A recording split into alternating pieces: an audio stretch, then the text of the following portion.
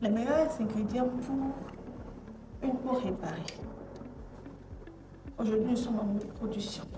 Alors bonjour, je suis Sophia Lakabasi, cosmétologue et cosmétologue nutrition. Ma spécialité, c'est la réparation de la peau.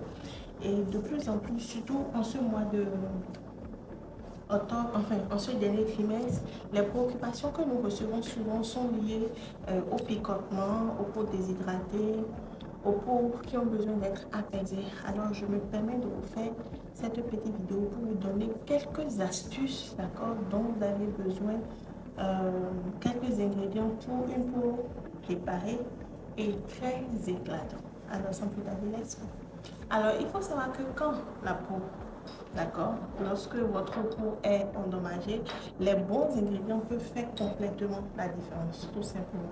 Et dans ces ingrédients, je vais vous parler de trois ingrédients qui sont très faciles à trouver dans le commerce, que ce soit déjà tout fait ou que ce soit en natif, matière première. Bon, en tout cas, quand même, on a déjà produit tout prêt, d'accord? Nous avons les céramines.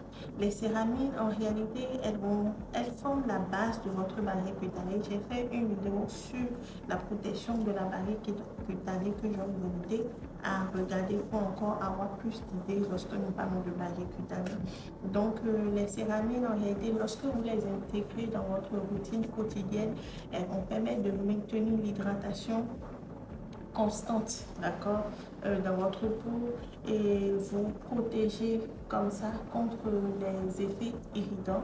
Du coup, vous aurez une peau beaucoup plus hydratée, beaucoup plus apaisée et logiquement beaucoup plus douce et éclatante tout simplement. D'accord. Le deuxième ingrédient, ce sera la vitamine B5.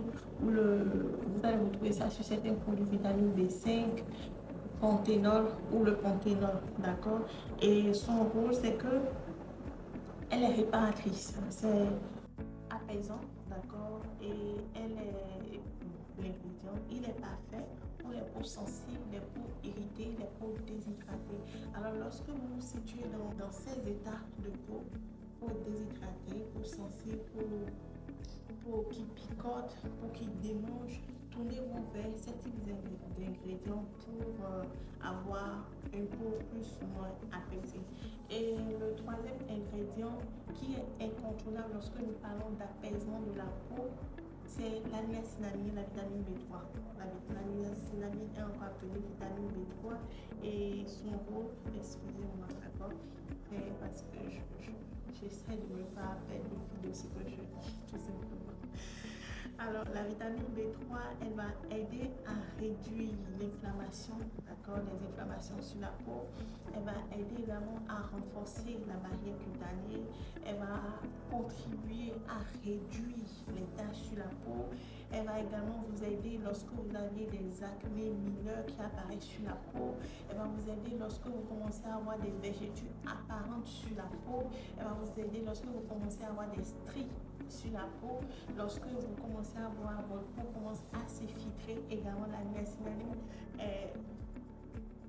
c'est un signe gras lorsque nous parlons de soins, lorsque nous parlons de la réparation de la peau. Et je vous donne ces ingrédients, comme je l'ai dit au début de cette vidéo, nous sommes dans la période de variations climatiques. Quels que soient les pays, il y a des variations climatiques. Chez d'autres, c'est l'hiver, chez d'autres, c'est le froid, chez d'autres, c'est la matin qui va commencer, chez d'autres, c'est la chaleur, chez d'autres, c'est la pluie.